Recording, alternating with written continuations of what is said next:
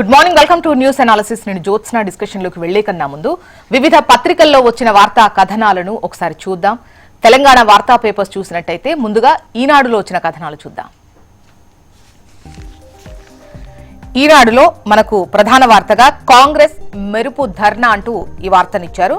అయితే మొన్న సోమవారం రోజు కాక్రోచ్ జనతా పార్టీ విద్యార్థులపై పోలీసులు లాఠీచార్జ్ చేయడాన్ని నిరసిస్తూ నిన్న ప్రధాని ఇంటి దగ్గర కాంగ్రెస్ పార్టీ మెరుపు ధర్నాకు దిగింది కదా, ఆ వార్తనే ఇచ్చారు. మొన్న సోమవారం రోజు చెలో పార్లమెంటుకు కాక్రోచ్ జనతా పార్టీ పిలుపునిచ్చింది. సో పెద్ద ఎత్తున ఆందోళన జరిగినటువంటి విషయం మనకు తెలిసిందే. లాఠీ చార్జ్ను నిరసిస్తూ నిన్న కాంగ్రెస్ ధర్నా నిర్వహించింది. ప్రధాని ఇంటి ముందు బైఠాయించడం జరిగింది.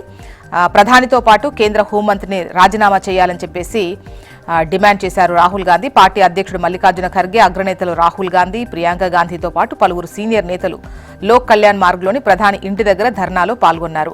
కర్ణాటక, కేరళ ముఖ్యమంత్రులు డీకే శివకుమార్, పేడి సతీశన్ హాజరయ్యారు. ఆ తర్వాత వారికి సమాజ్వాదీ పార్టీ అధినేత అఖిలేష్ యాదవ్, ఎన్సీపీ ఎస్పీ నేత సుప్రియా సూలే జత కలిశారు. ధర్నా ప్రారంభమైన 20 నిమిషాల తర్వాత కేంద్ర హోంశాఖ కార్యదర్శి గోవింద్ మోహన్తో కలిసి వచ్చిన కేంద్ర మంత్రి జితేంద్ర సింగ్ కాంగ్రెస్ నేతలతో చర్చించారు. అవి విఫలమయ్యాయి. దీంతో వారు ధర్నా కొనసాగించారు. చివరకు పోలీసులు బలవంతంగా వారిని తరలించారు. మరోవైపు రాహుల్ మాటిచ్చి వెనక్కు తగ్గారు. అంటే ఈ చర్చల తర్వాత జితేంద్ర సింగ్ మాట్లాడుతూ నీట్తో పాటు దాంతో ముడిపడ్డ అంశాలపై పార్లమెంట్లో చర్చించడానికి అంగీకరిస్తే ధర్నా విరమిస్తామని చెప్పేసి రాహుల్ మాటిచ్చారు. కేంద్ర మంత్రి ఆ తర్వాత మాట తప్పారు అని చెప్పేసి కేంద్ర మంత్రి జితేంద్ర సింగ్ ఆరోపించిన విషయాన్ని ఇక్కడ ప్రస్తావించారు. ఆ డిమాండ్తో పాటు విద్యాశాఖ మంత్రి రాజీనామాపైన హామీ ఇవ్వాలని మెలికపెట్టినట్టు తెలిపారు. లోక్సభలో ప్రతిపక్ష నేత హోదాలో ఉన్న వ్యక్తి ఇలా మాట మార్చడం తగదని, ఆయన ప్రవర్తన ప్రజాస్వామ్య సూత్రాలకు అనుగుణంగా లేదని నిన్న ఆయన ఎక్స్లో పోస్టు పెట్టారు. మళ్లీ జంతర్ మంతర్ ఉద్రిక్తమంటూ భారీగా చేరుకున్న సీజేపీ మద్దతుదారులు పోలీసులపైకి రాళ్లు, ధర్మేంద్ర ప్రధాన్ రాజీనామా చేసే వరకు ఆందోళన విరమించబోమని స్పష్టీకరణ.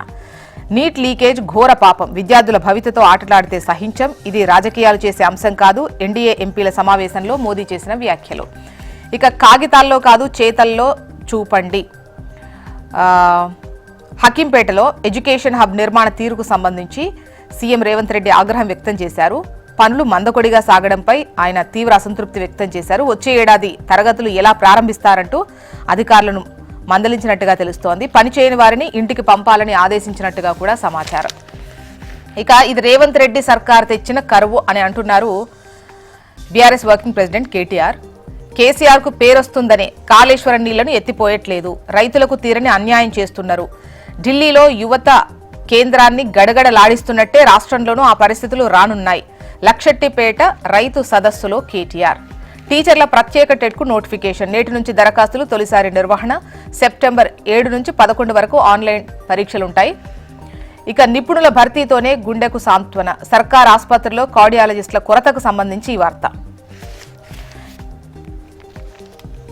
నెక్స్ట్ ఆంధ్రజ్యోతి.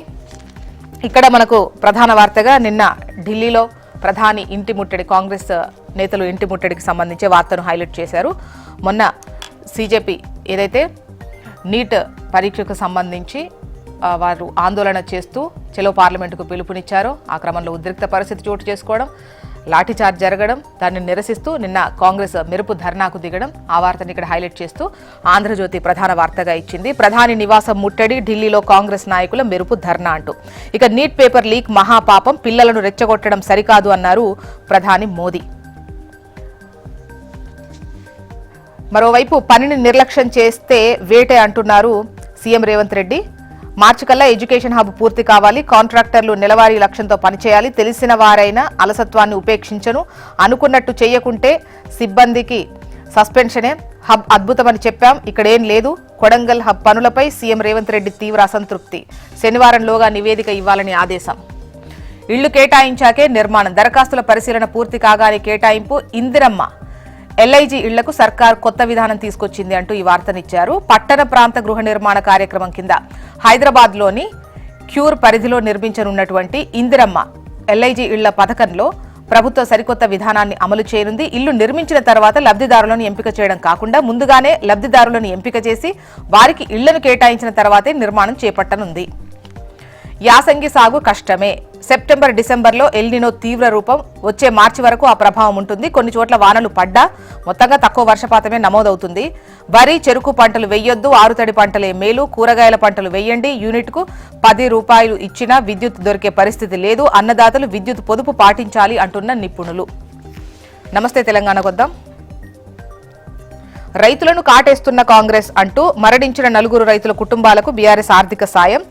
రైతులు రక్తం చల్లిన రేవంత్ మనసు కరుగతలేదు. 4 సార్లు రైతు బంధు ఎగ్గొట్టిన వంచకుడు రేవంత్. యూరియా, కరెంటు, సాగునీటి గండాలు దాటొచ్చిన రైతులు రేవంత్ గండాన్ని దాటలేకపోతున్నారు. కావాలనే కాళేశ్వరం నీళ్లెత్తకుండా సతాయిస్తున్నారు. రైతుల పాలిట దగాకోర్ కాంగ్రెస్ ను తరిమి కొట్టాలి. లక్షెట్టిపేట సభలో బీఆర్ఎస్ వర్కింగ్ ప్రెసిడెంట్ కేటీఆర్. కాలం తెచ్చింది కాదిది, కాంగ్రెస్ తెచ్చిన కరువు అంటున్నారు కేటీఆర్. రాహుల్ ద్వంద్వ నీతి అంటూ ఢిల్లీలో ఆందోళన. తెలంగాణలో అణచివేత. రేవంత్ పాలనలో జాబ్ నోటిఫికేషన్ అడిగితే లాటిఫికేషన్. నిరుద్యోగుల మీద ఇప్పటికి 7 సార్లు పోలీసుల లాఠీచార్జ్. ఇప్పటి వరకు ఒక్కసారైనా నోరు మెదపని రాహుల్ గాంధీ ఢిల్లీలో కన్నెర్ర చేసి ఇక్కడ కళ్ళు మూసుకోవడం ఎందుకు? కేంద్రంలో విద్యాశాఖ మంత్రి రాజీనామా చేయాలంటే మరి విద్యాశాఖ దగ్గర పెట్టుకున్న రేవంత్ కు అది వర్తించదా? రాహుల్ గాంధీ మౌనం వెనుక ఇక్కడి మూటలే కారణమా అంటూ ఈ వార్తనిచ్చారు. ఇక కేంద్రం ఉక్కిరి బిక్కిరి అంటూ ఓవైపు విద్యార్థుల ఆందోళన, మరోవైపు రైతుల పోరు, పార్లమెంట్లో నిరసన, ప్రధాని ఇంటి ముందు ధర్నా, ఏకకాలంలో ఆందోళనతో అట్టుడికిన రాజధాని అంటూ ఈ వార్తనిచ్చారు. నెక్స్ట్ ఏపీ వార్త విశేషాలు చూద్దాం. ఇక్కడ మనకు ప్రధాన వార్తగా నిన్న ఢిల్లీ ఘటననే ఇస్తూ వార్తను హైలైట్ చేశారు. కాంగ్రెస్ మెరుపు ధర్నా, ప్రధాని ఇంటి వద్ద అనూహ్యంగా బైఠాయింపు. దాదాపు 3 గంటల పాటు ఈ ఆందోళన కొనసాగింది. భవిష్యత్ నేరాలకు తగ్గట్టుగా పోలీసింగ్. ప్రారంభమైన future ready AP police retreat. 6 అంశాలపై 2 రోజుల పాటు చర్చలు. ఈ నెల 23న ముఖ్యమంత్రి సమక్షంలో ప్రజెంటేషన్. తాగునీటిపై ఎల్నినో నీడ. వర్షాభావం కొనసాగితే నగరాలు, పట్టణాల్లో తప్పని వెతలు అంటూ ఈ వార్తనిచ్చారు. వివాహం ఇక్కడ, విడాకులు విదేశాల్లోన. యూకే కోర్టు ఇచ్చినటువంటి డిక్రీకి భారతీయ కోర్టులు కట్టుబడాలా? ఏపీకి చెందిన ఓ కేసులో సుప్రీంకోర్టు సూటి క్వశ్చన్. ఇక 2019 ఎన్నికల తర్వాత అనేక అవమానాలు ఎదుర్కొన్న రాష్ట్రాభివృద్ధికి ప్రధాని మోదీ సంపూర్ణ సహకారం. విద్యా, ఐటీ శాఖల మంత్రి నారా లోకేష్. మంగళగిరిలో 1500 మంది పేదలకు ఇళ్ల పట్టాల పంపిణీ. చంద్రబాబును అరెస్ట్ చేసినప్పుడు పవనన్న భరోసాగా నిలిచారు అన్న లోకేష్. నెక్స్ట్ ఆంధ్రజ్యోతి.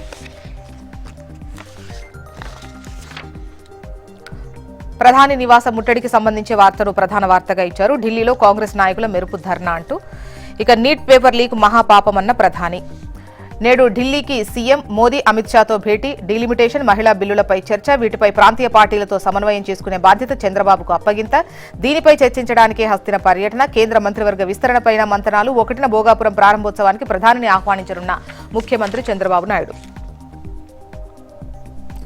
తల్లికి వందనం నేడే. తొలి విడతలో ఈరోజు 64.76 లక్షల మంది విద్యార్థులకు లబ్ధి.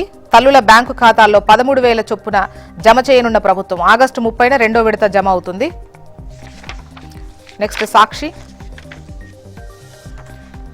దుశ్శాసన పాలనపై రగిలిన రణనేత్రి అంటూ గుంటూరులో మహిళను వివస్త్రను చేసిన ఘటనపై కొంగు బిగించి కన్నెర్ర. వైఎస్ఆర్సీపీ మహిళా విభాగం ఆధ్వర్యంలో కదిలిన వనితా లోకం. టీడీపీ నేత నిర్వాకంపై రాష్ట్ర వ్యాప్తంగా నిప్పులు చెరిగిన నారీమణులు. లైంగిక దాడులు, హత్యలు, అవమానాలపై ఎగిసిపడ్డ నిరసన జ్వాలలు. ర్యాలీలు, ధర్నాలతో అట్టుడికిన జిల్లా కేంద్రాలు. చంద్రబాబు దుశ్శాసన పాలనపై నారీ లోకం కొంగు బిగించి కన్నెర్ర చేసింది అంటూ ఈ వార్తనిచ్చారు. ఇక ప్రధాని నివాసం యుద్ధ రంగం. మోదీ ఇంటిని ముట్టడించిన విపక్షాలు. ఇవి సాక్షిలో వచ్చినటువంటి కథనాలు. మొత్తానికి ఇవి ఇవాళ వివిధ పత్రికల్లో వచ్చినటువంటి వార్తా కథనాలు. ఇప్పుడు ఒక చిన్న బ్రేక్ తీసుకుందాం. బ్రేక్ తర్వాత డిస్కషన్లోకి వెళ్దాం. Stay tune.